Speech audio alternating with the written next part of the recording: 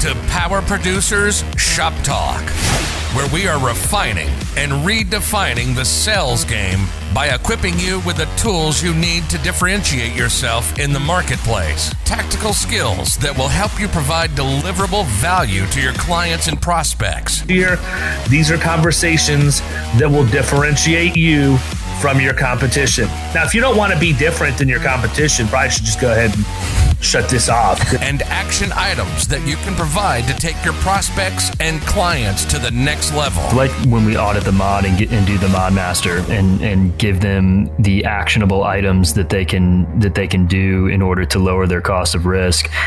This is Power Producers Shop Talk. Production redefined.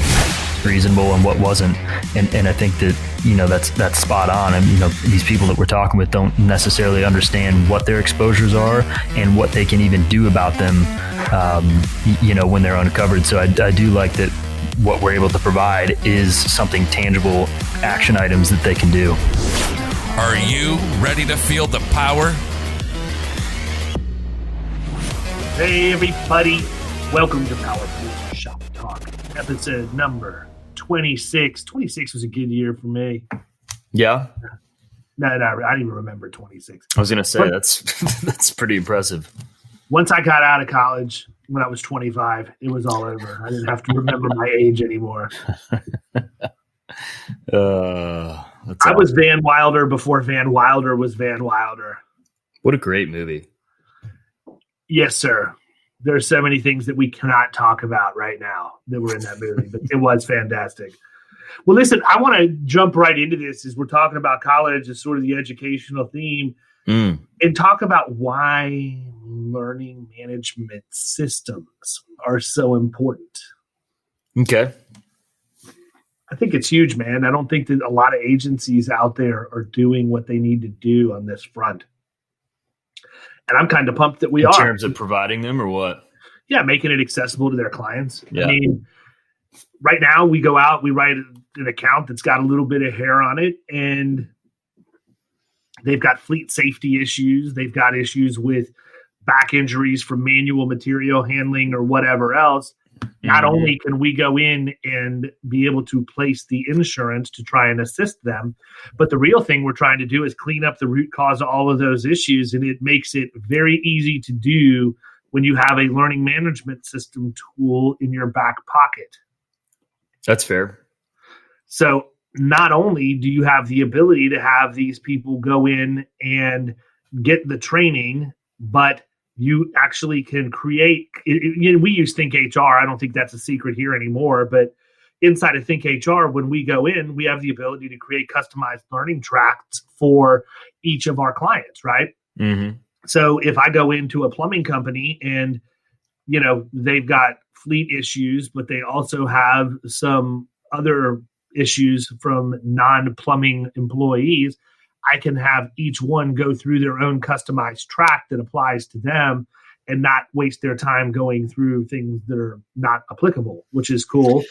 But that brings up an interesting thing. Do you run into any type of discrimination stuff with that? Because I could see if somebody has a customized learning thing specifically for them because of all the mistakes they've made, they could, I don't know, bring up some sort of issues. That just popped in my head. It's not necessarily that. It's based more off of job classification. So if you go in and you work in the office, I don't need to talk to you about proper lifting technique for water heaters. You know, and so that's what I'm talking about from a customization standpoint. I don't think it's but here's another fun fact. If we did have an issue with discrimination, knowing that Think HR is our tool, our client has the ability to call their 800 number and get advice from, a SHRM certified human resources professional, which I got to tell you, man, I don't want to go too far down this rabbit hole, but a little bit convenient for me to not have to answer HR questions, right? Absolutely. We might have talked about it a few weeks back, but it's, you get to the point when you have that relationship with your clients where they view you as an advisor, where they call you about anything and everything. And they're calling you about HR stuff. And while I know a little bit about it, I don't know the laws, I don't know the rules, and I don't want to. It's huge to have, somewhere that you can direct them that's got the answers for them by licensed professionals. Yeah, and I don't have to do it. Like, Right. I don't That's what I'm saying. Yeah. and it's easy. The other thing that's cool too, and I mean, I don't want this to turn into a massive love fest for Think HR by any stretch, but I do happen to love them based off of who they replaced. There are several options out there, and one of the things that I liked the most is the fact that they do the onboarding for our clients. I mean, one of the biggest issues, and I'm willing to bet this, the people that are out there like, we don't need no learning management system. We spent $10,000 on that 3 years ago and nobody ever used it. Well, guess what? That's your problem because you suck at onboarding. Yeah. And you suck at getting people to adopt your technology. But that being said, outsource it to the people who actually want them using their product. And that's the cool part about Think is we can, anytime we have a new client or a group of new clients, we can just shoot it over to Rachel and she sets up the webinar, holds it for everybody, shows them how to use the product, talks about the different angles and things they can be using. And, it's done. It's not something. So it's something that works best on like a quarterly deal where, they're going in and have a training in there that they need to complete every quarter, or like what's that look like? Does it matter? It all depends on how filthy the account is. So if I were to personify your beard, for example, right now, I need to run this bad boy through the straightener. You'd be on 2-a-days. You would be on 2-a-days to clean that thing up. Dude, it's cold out, man. It's one of those things. It's just you gotta get weather conveniently dipped to make your beard acceptable by social standards in Florida. It is what it is. Well, but I mean, in all seriousness, it depends on how bad the account is, right? I mean, how many different learning tracks do you have to have? And I mean, this is especially important when you think about it because it's not just the things that revolve around workers' comp. You've got many things that have cybersecurity training that's mandatory, sexual harassment training is mandatory, discrimination training is mandatory. And even if that stuff is not mandatory by the law, it should be required anyhow. Yeah. But I mean, I look at it this way. I think a lot of times the people that have agencies that lose business to agencies like ours, where we do have these tools, they look at it and they think, oh, well, you got all these fancy little tools that you can use and there's no substance to it, blah, blah, blah, blah, blah. That's not accurate. That's actually why we took the account from you. And it's because we do use it and it works. But I think it's important that people understand that there's several things that happen. Number one, if you have an LMS, that's vernacular for those of us that are, ingrained in learning management. The lingo. It's insider jargon. But anyhow, if you have an LMS, number one, it helps the culture of your company, man, because you have the ability to give these people certificates of completion and recognize them for getting through. You can turn it into as much hoopla as you want. But the other thing, hoopla, man, we talk about it all the time before we have supper in my house. I'm going to start using all the words my grandmother used when I was a kid.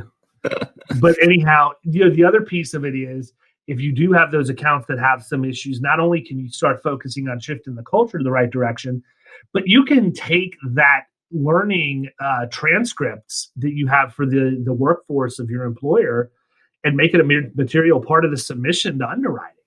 Right? An underwriter may look at this and be like, the 5-year loss ratio on this thing stinks. It's just a matter of luck that you guys are where you are right now.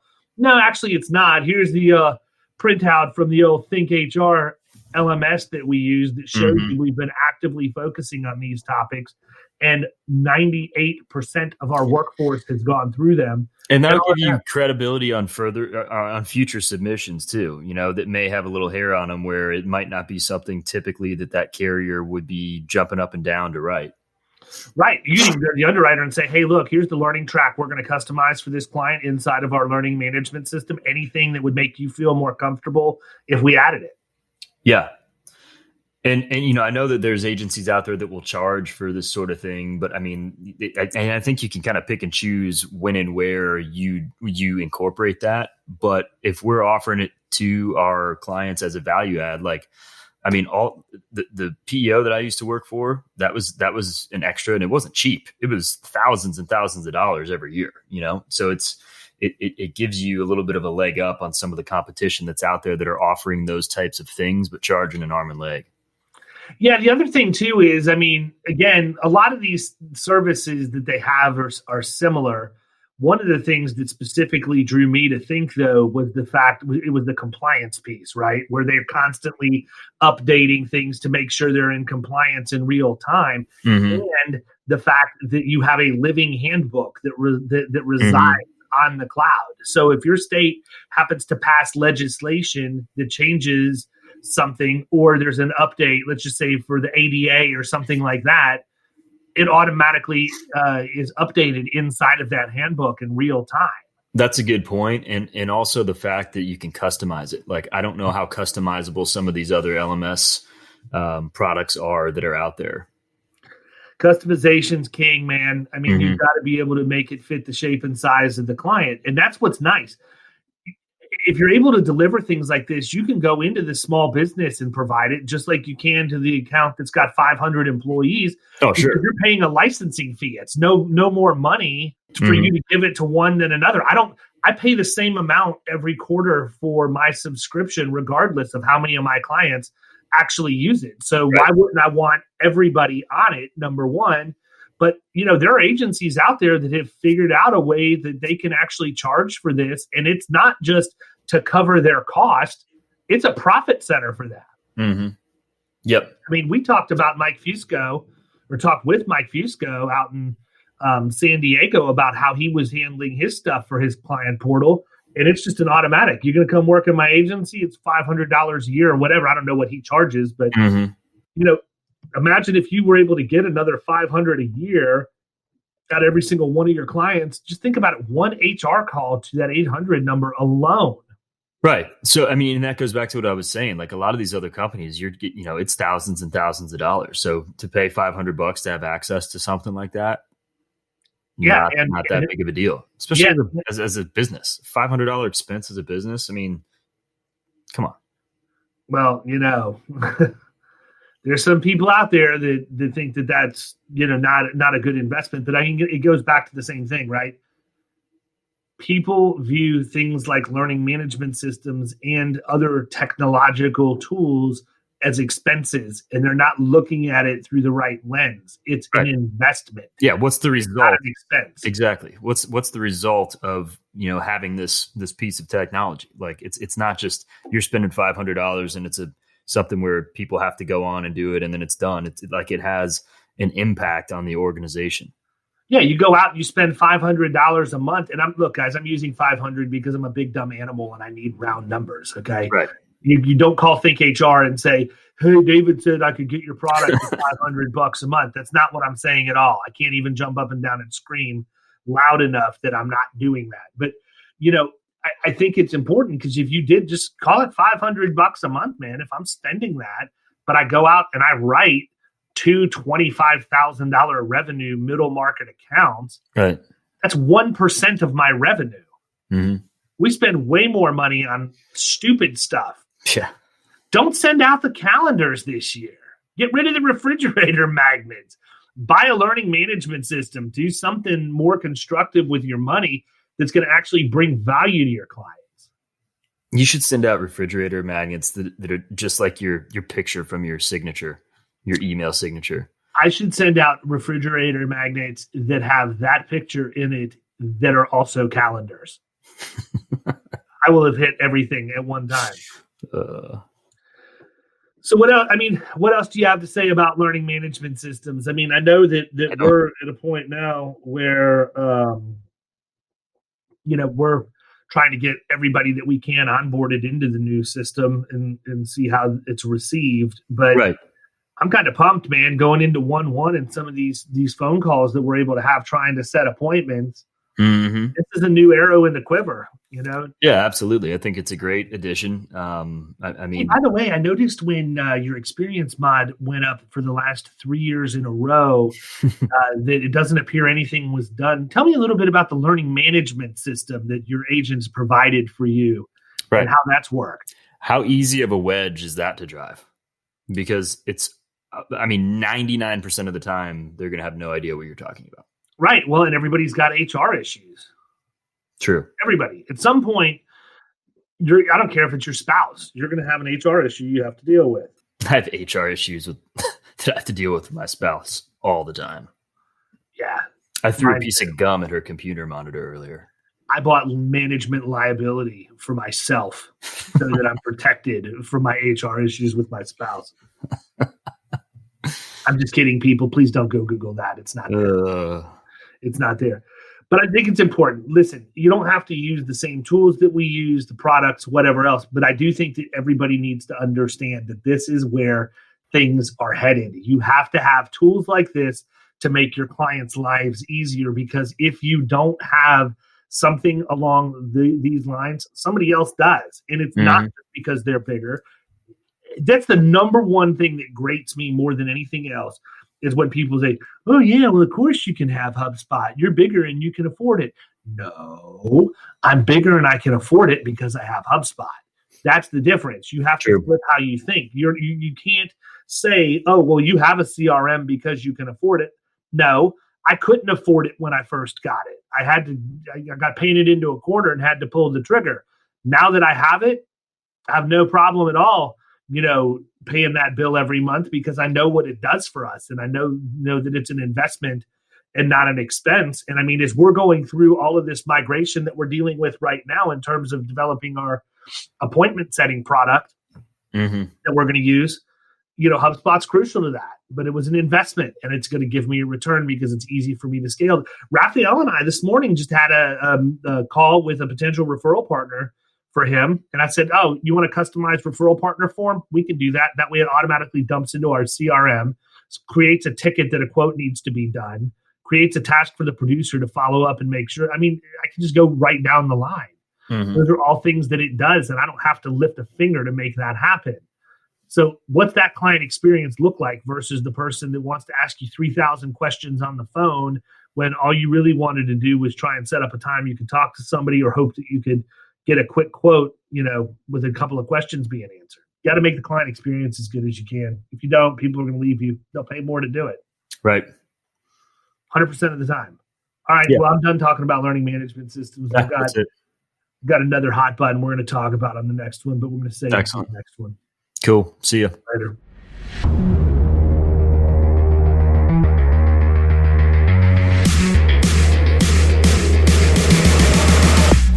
You've been listening to Power Producers Shop Talk. You can follow us at the Power Producers Podcast on Facebook and Instagram. And if you want to take your game to the next level, check out our commercial insurance training course at killingcommercial.com or visit Amazon to pick up a copy of our international best-selling book, The Extra 2 Minutes.